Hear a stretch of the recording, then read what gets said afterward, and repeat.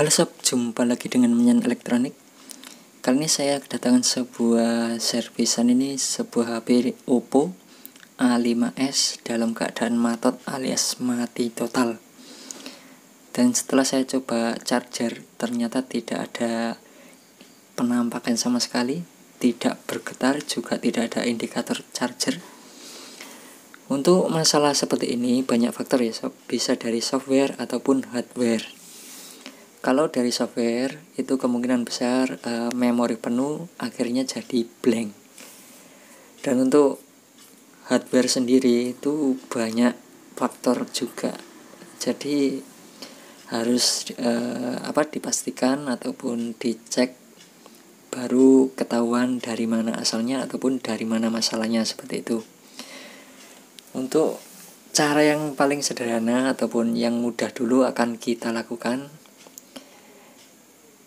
kita berasumsi kalau ini matot karena ngeblank, karena yang punya bilang tiba-tiba matot alias mati total, tidak terkena apa-apa.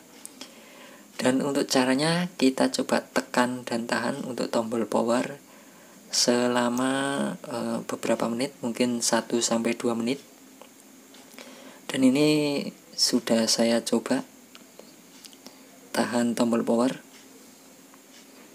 sampai bergetar ataupun sampai muncul. Nah, ternyata bisa sob. Jadi bisa ditekan tombol power, hanya tombol power ya sob, tidak ada kombinasi tombol. Jadi yang ditekan hanya tombol power saja, ditekan selama 1-2 menit. Kalau sudah muncul logo Oppo ataupun bergetar, baru kita lepaskan. Dan ini ternyata sudah berhasil ini sob. Kalau seperti ini ya mak-mak pasti bisa ini sob.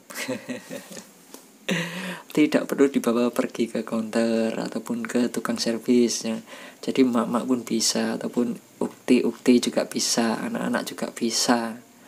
Semua pasti bisa. Nah, bisa dilihat tadi sob, ternyata memorinya penuh. Berarti yang saya ucapkan tadi ataupun yang saya sampaikan tadi benar adanya ya sob. Faktor dari memori penuh menyebabkan HP ini ngeblank. Oke, kita cek dulu untuk tipe HP-nya. Apakah benar ini Oppo A5s? Kita lihat.